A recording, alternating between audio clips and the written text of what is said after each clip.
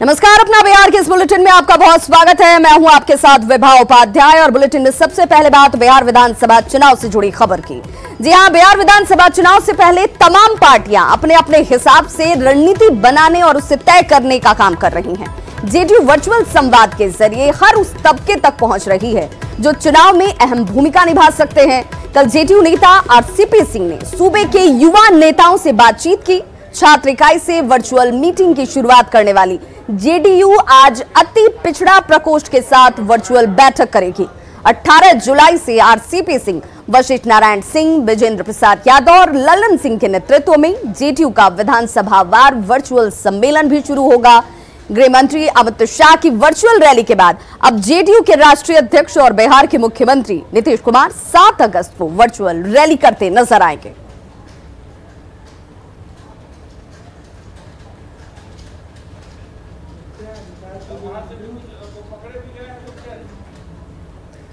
तो दरअसल बिहार विधानसभा चुनाव जैसे जैसे करीब आ रहा है, तमाम जातियों को गोलबंद करने की कोशिशें शुरू हो गई हैं। समझने की कोशिश करते हैं कि बिहार की सियासत में अति पिछड़ा वर्ग कितना अहम और मायने रखता है।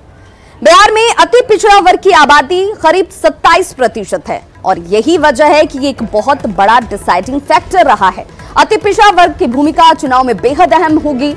इसी अति पिछड़ा जाति की अगर बात करें तो समय पर जो तमाम पार्टियां हैं उनकी नजरें इन पर रहती हैं और ये ही तय करती हैं कि किसके पास जीत और हार का आंकड़ा कितना रहता है। सभी पार्टियां अति पिछड़ा वर्ग को गोलबंद करने में फिलहाल जुटी हुई हैं। 2 जुलाई को तेजस्वी ने अति प्रकोष्ठ के साथ बैठक की थी। आरजेडी पहले से अति पिछड़ों पर डोरे डाल चुकी है। तेजस्वी ने सत्ता में साझेदारी का ऐलान किया है, यानी कि ये वो समीकरण है जिसे साधने की जुगत में अब तमाम पार्टियों की तरफ से अब रणनीति तैयार होनी शुरू हो गई है। चलो, बिहार बीजेपी पूरी तरह से अगर उसकी बात करें तो विधानसभा चुनाव के मोड में अब आ चुकी है। पार्टी बूथ लेवल मैनेजमेंट को लेकर रोज नए प्रयोग कर रही है। इसी सिलसिले में अब महिला मतदाताओं को पार्टी से जोड़ने की एक नई शुरुआत की गई है। बीजेपी सप्तऋषि के तर्ज पर अब नारी आत्मनिर्भर बूथ बनाने जा रही है।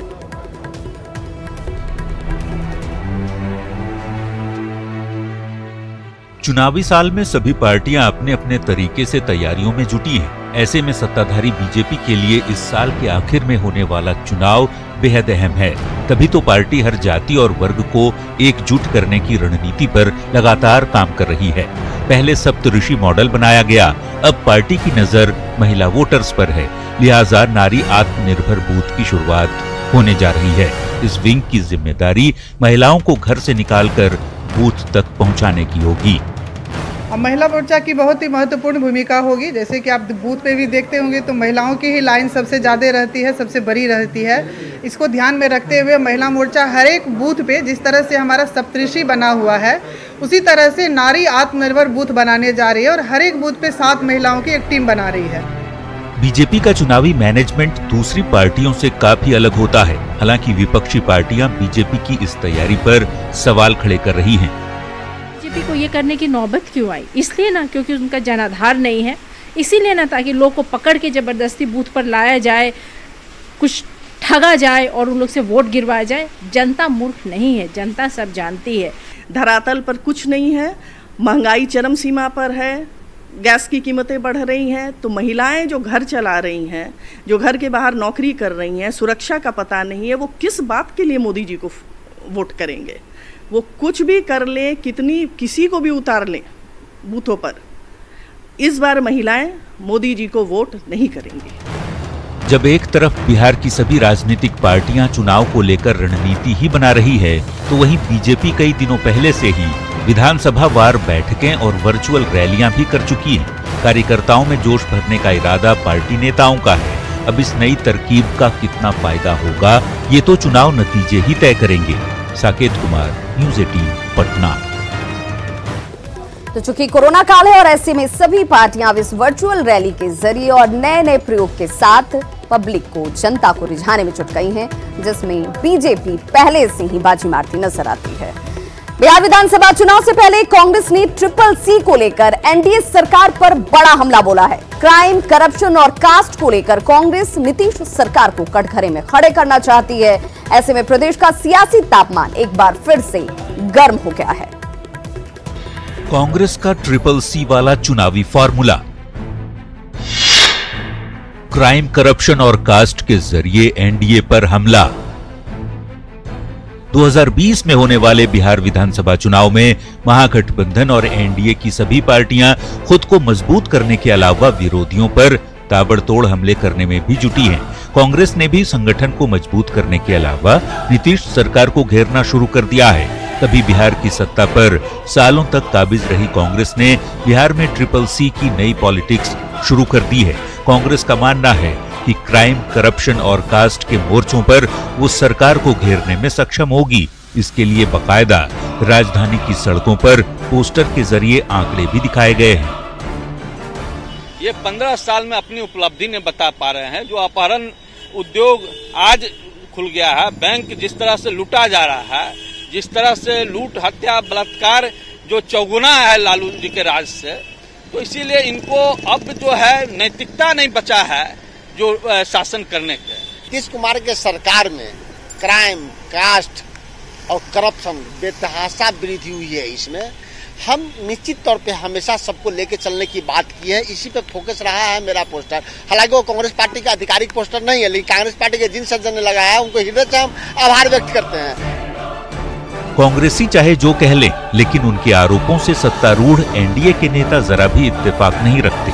जेडीयू हो या बीजेपी, सत्ता पक्ष के लोग कांग्रेस को अतीत की यादें दिला रहे हैं, जिसकी बुनियाद अक़लियत, पिछड़े और आदिवासियों के विरोध की रही है, जो पूरी तरह से समाज के कमजोर तबकों को लंबे समय तक द्वैम दर्जे का नागरिक मान करके हिंदुस्तान की सियासत करते रहे। आज उन्हें बिहार में अगर जातिवाद का पता चलता है तो ये दुर्भाग्यपूर्ण है। और ऐसे नारों के जरिए अगर कोई नैरेटिव वो गढ़ना चाहते हैं, कोई राजनीति करना चाहते हैं, बहुत मुश्किल होगी बिहार में। इसलिए कि कांग्रेस को कोई गंभीरता से लेने के लिए ही तैयार नहीं है। कांग्रेस जैसी घोर जातिवादी, महाभ्रष्ट पार्टी और आपराधिक तत्वों के घालमेल से राजनीति करने वाली पार्टी, जिसका आजादी के बाद से ही इतिहास रहा है, इसका कोई कंपैरिजन और कंपटीशन इसका दूसरी पार्टी से किया ही नहीं जा सकता है। कांग्रेस ने इस देश की राजनीति में जो भ्रष्टाचार का उदाहरण पेश किया है, वैसा कहीं नहीं है। बहरहाल कांग्रेस की ट्रिपल सी वाली राजनीति ने बिहार के सियासी तापमान को गर्म जरूर कर दिया है। जिस तरीके से कांग्रेस और एनडीए के नेता आमने सामने हैं, ऐसे में आने वाले दिनों में ये मामला और भी तल्ख रूप अख्तियार कर सकता है। न्यूज़ 18 के लिए पटना से संजय कुमार की रिपोर्ट। देखिए, जैसे जैसे विधानसभा चुनाव को लेकर तारीखें नजदीक आ रही हैं, वक्त नजदीक आ रहा है, उसके बाद पार्टियों की तरफ से एक दूसरे को उनकी हैसियत दिखाने की होड़ सी मच गई है। लेकिन सवाल यही कि जनता किस पर यकीन करती है, इसके लिए तो इंतजार करना होगा कुछ और वक्त का।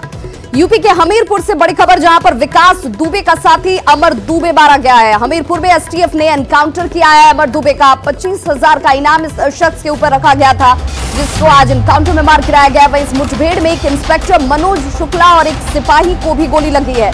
मोहदा कोतवाली क्षेत्र में मुठभेड़ की एक घटना सामने आई, जहां पर अमर दुबे को मार गिराया गया। यूपी छोड़कर मध्य प्रदेश जाने की फिराक में ये गैंगस्टर था, जिस दौरान पुलिस को जानकारी मिली और इसके बाद इसका एनकाउंटर किया गया है।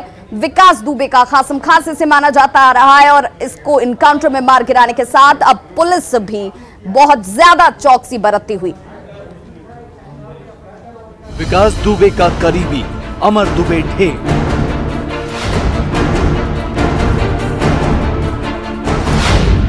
एसटीएफ ने एनकाउंटर में मार गिराया।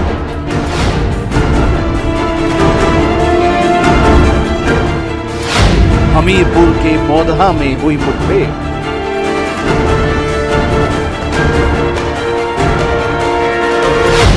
कानपुर कांड में था नामजद आरोपी।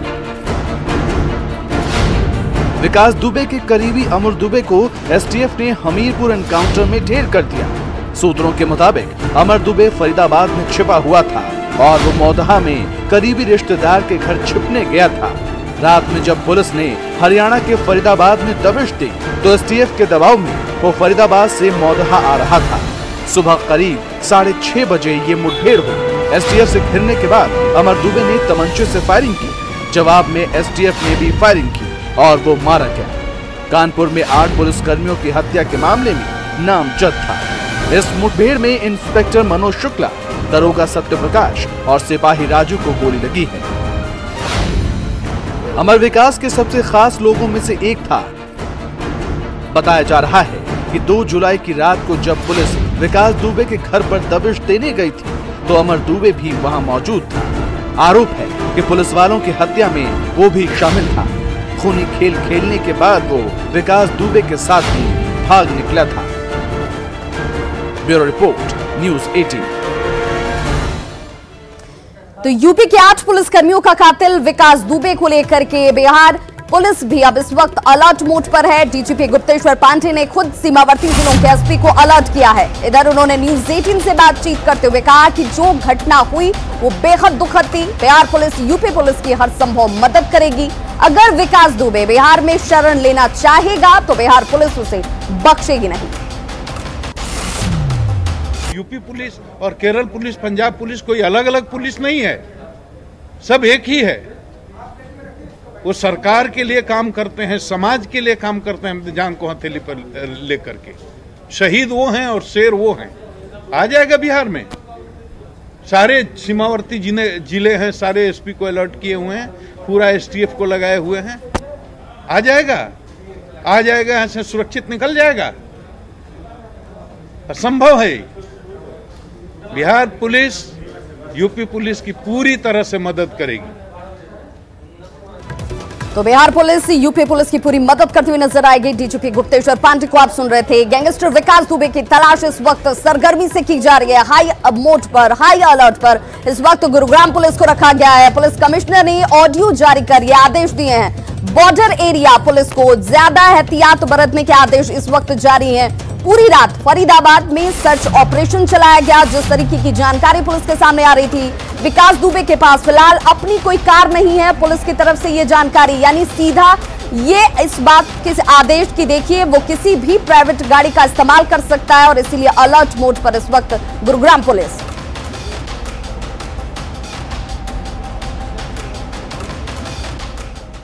तो उत्तर प्रदेश पुलिस 8 पुलिस वालों के हत्यारे विकास दुबे की तलाश में दिन रात एक किए हुए है। न्यूज़ 18 की तफ्तीश में यह पता चला कि पुलिस की कार्रवाई के बारे में उसे पहले ही जानकारी थी। साजिश के तहत 1 जुलाई को बिकरू गांव की बिजली भी काट दी गई थी।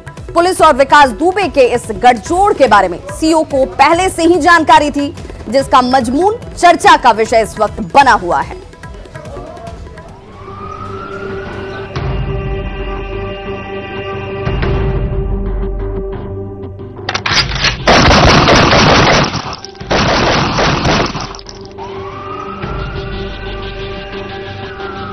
वहाँ पे एक नंबर आया था। अच्छा, चौवे फुट से हाँ।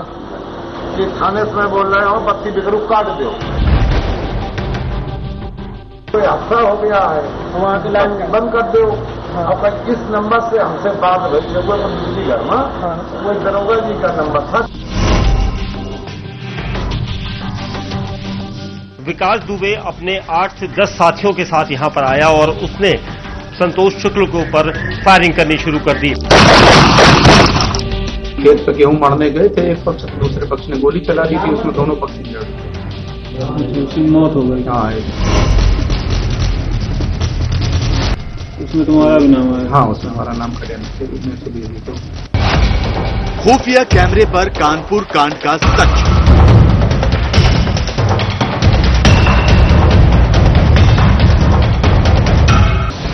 गुनाह की दुनिया में शिवली के डॉन का सिक्का चलता था। कानपुर शहर और उसके आसपास के इलाकों में विकास दुबे के नाम से लोग खौफ खाते थे। लूट, रंगदारी और हत्या जैसे अपराध विकास दुबे की पहचान थे। बिना उसकी इजाजत के बिकरू गांव के लोग तो कुएं से पानी भी नहीं पी सकते थे। विकास दुबे के बुलेट गैंग की दहशत से लोग थर थर कांपा करते थे। राजनीतिक दलों से कनेक्शन उसकी ताकत थी, तो उसी ताकत के नशे में चूर कानपुर के इस कुख्यात अपराधी ने अपने गुर्गों के साथ मिलकर उस जुर्म को अंजाम दिया जिसकी चर्चा आज पूरे देश में हो रही है।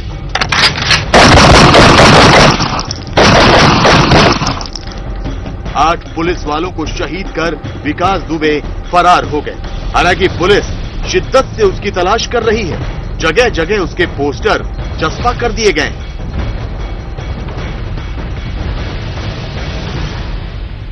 उसके किले नुमा मकान की दीवारें ढहा दी गई। उसके अड्डे से भारी मात्रा में हथियार बरामद किए गए।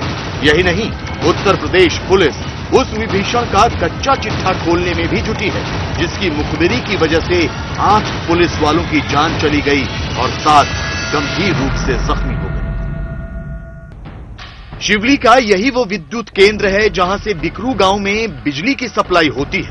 2 जुलाई यानी गुरुवार की रात विकास दुबे के गांव बिकरू में बिजली यहीं से काटी गई थी, इसलिए ताकि पुलिस को घेरा जा सके और अंधेरे का फायदा उठाकर विकास दुबे आसानी से रफू चक्कर हो सके।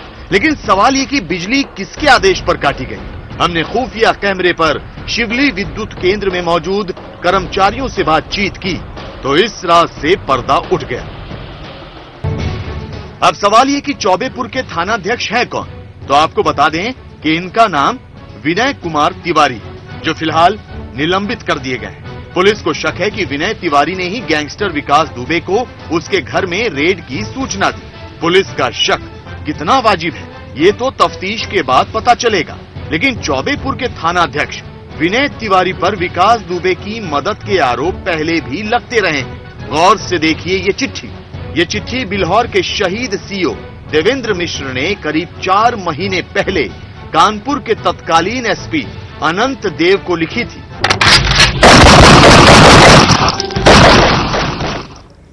तो गैंग्स ऑफ कानपुर का मास्टरमाइंड विकास दुबे कहां है, ये अब तक पुलिस के पास जानकारी नहीं है, लेकिन दबिश के तौर पर यह कहा जा रहा है कि बहुत जल्द वो गिरफ्त में भी होगा। भागलपुर से इस वक्त बड़ी खबर, जहां पर कल से अगले 5 दिनों तक भागलपुर में लॉकडाउन होगा। डीएम ने 9 से लेकर 13 जुलाई तक लॉकडाउन को जारी करने के निर्देश दिए हैं। भागलपुर में 9 से 13 जुलाई तक ये लॉकडाउन रहेगा। दुकानें, सरकारी कार्यालय, बैंक और एटीएम हालांकि इस दौरान खुले रहेंगे आवश्यक कार्यों के लिए। और सहयोगी आशीष हमारे साथ इस वक्त फोन लाइन पर जुड़ गए हैं ज्यादा जानकारी के साथ। आशीष, क्या ये माना जाए कि जिस तरीके से लगातार कोरोना संक्रमित मरीजों की संख्या बढ़ रही है, इस बाबत इस तरह का फैसला लिया गया है? हेलो,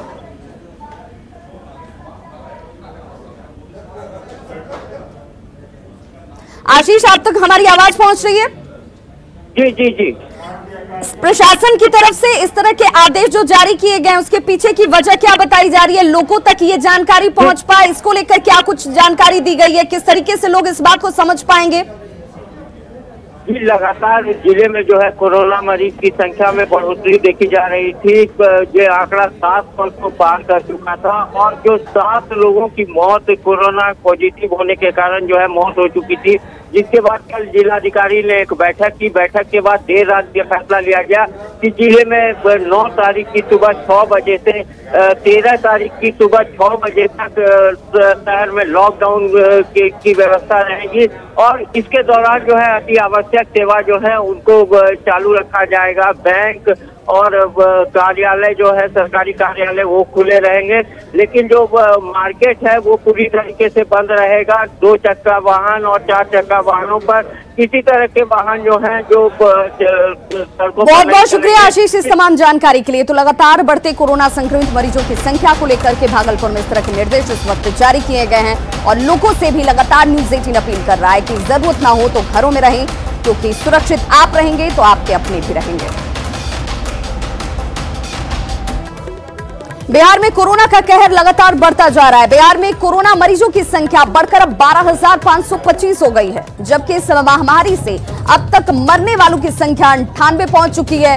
बिहार में अगर 24 घंटे की बात करें तो 385 नए मामले सामने आए हैं, जबकि पिछले 24 घंटे में 324 मरीज जो इस संक्रमण से संक्रमित हुए थे वो ठीक भी हुए हैं। राज्य में फिलहाल 9,338 मरीज ठीक हो चुके हैं। रिकवरी रेट की अगर बात की जाए तो 74.55% लोग इस संक्रमण के बाद ठीक हो रहे हैं। रिकवरी रेट को देखकर राहत के साथ जरूर ली जा सकती है, लेकिन एहतियात ही बचाव एक है और इसलिए सभी को इस वक्त सावधानी बरतने की सबसे ज्यादा जरूरत है।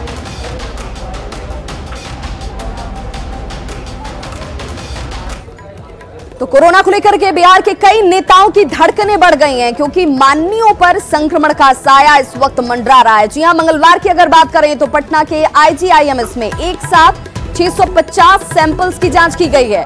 कई VVIP के सैंपल्स लिए गए हैं। इनमें मंत्री हैं, MLA हैं, MLC के अलावा इनके परिजन और गार्ड के सैंपल्स भी शामिल हैं। अब तक 50 लोगों की रिपोर्ट जो है वो पॉजिटिव आ चुकी है, जिस वजह से ये सरगर्मी है, ये तनाव भी है।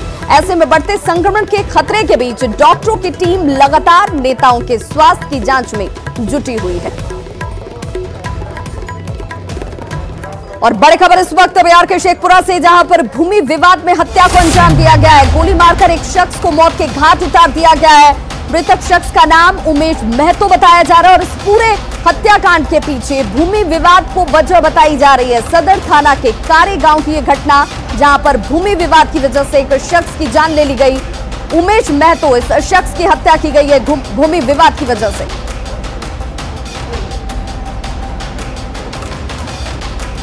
तो खबरों का सिलसिला लगातार जारी है। आप देखते रहिए न्यूज़ 18 बिहार झारखंड।